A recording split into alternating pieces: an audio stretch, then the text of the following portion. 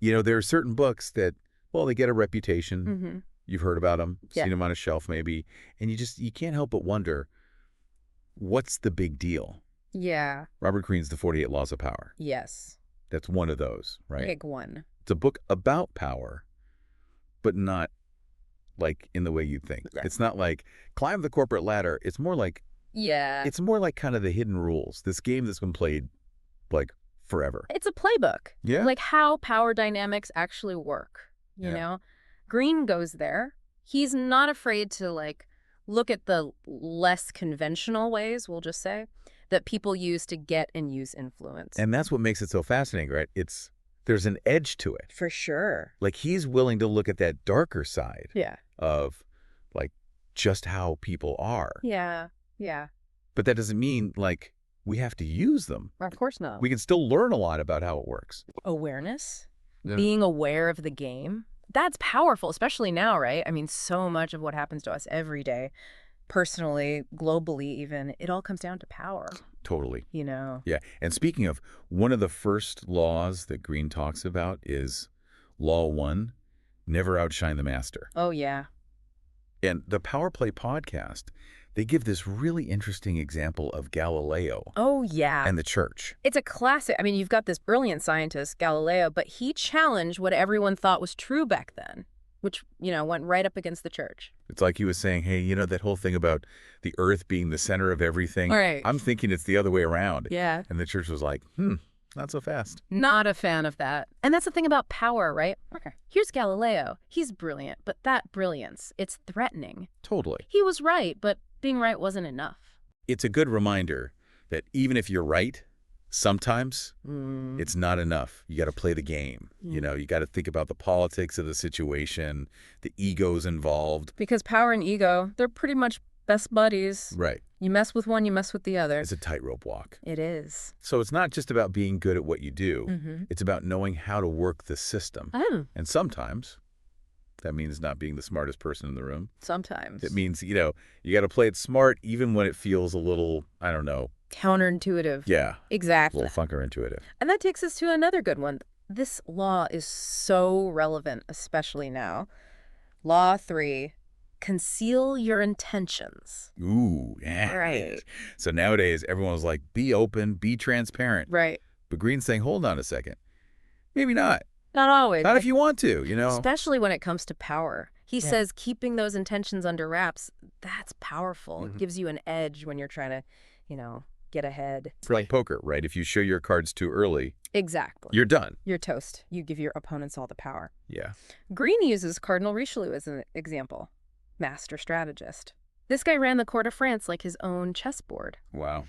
But his secret, he knew if his enemies knew what he was thinking, they'd team up against him. Makes sense. So he kept his plans close, always stayed one step ahead. It's so interesting because it really goes against what we're always told, right? Be open, be transparent. But he's saying, no, there's a time and a place for, keeping it close to the vest. Absolutely. Especially when you're dealing with, the dynamics of power. It's all a game. Yeah, it's about being strategic, right? Right. When to hold back, when to reveal. Makes you think about how much we put out there, Oh, tell me about it. Especially online. Are we giving away too much? All the time, probably. I mean, think about it, right? Everything's out there. Everything we do, it's all part of this big power game online. Greene saw that coming, though, even before the internet. Yeah, he did, yeah. Attention is power. Speaking of, okay, this one always gets people fired up. Oh, yeah. Which one? Law 15. Crush your enemy. Totally. Ah, yes. That one gets a reaction, for sure. It's intense. Right. Little bit. It's like, if you're going to go there, you got to go all the way. Yeah. No half measures. Yeah. Greene's point is, if you leave any opening at all, right, they can come back. And then what? Yeah. He's got all these historical examples, right? Where someone goes halfway and it comes back to bite him. But is that really how you want to play it long term? Just taking people out? It's a good question, right? I mean, is that sustainable? To just be wiping the board clean all the time? I don't know. But to be fair to Greene, I don't think he's saying you have to do it that way. No, he lays it out there, right? Like it's a law. Yeah. It's just how it is. He's just observing, not telling you how to live your life. Right. That's what was so great about his work, though. You can take it or leave it. So we've talked about not showing your hand too early, Hmm. and then this whole crush your enemy thing. Intense. But okay, let's lighten it up a bit. Okay. This one's super relevant today, like scary relevant. Okay, I'm intrigued. Hit me. Law 6. Court attention at all costs. Whoa. Right. That is like the story of our lives now. Like everybody's trying to be famous, or go viral or something. It's funny though, right? Because this whole attention thing, Greene knew about it way back. You did, yeah. Before social media even existed. He knew attention equals power. Like that saying, right? Any publicity is good publicity. Right, right. I don't know if I buy that, though. Do you? I mean, it's tricky. On the one hand, yeah, being out there, people knowing who you are, that helps. But at the same time, there's a difference between just being known and being, like, respected, Right. It's not the same thing. Not at all. Just because you're getting attention doesn't mean you're actually influential. Exactly. And sometimes trying too hard, it backfires big time. It's got to be strategic. You know what I mean? Yeah. Like, what's the goal here? Why do you want the attention? What are you putting out there? Right. Yeah, exactly. And that takes us to, I think, one of the most, like, powerful laws in the book, at least for me personally. Law 28. Enter action with boldness. Ooh, I like that one. It's about taking action, right? Decisive action. Stop thinking about it. Just do it. Yeah. Greene says that's how you impress people.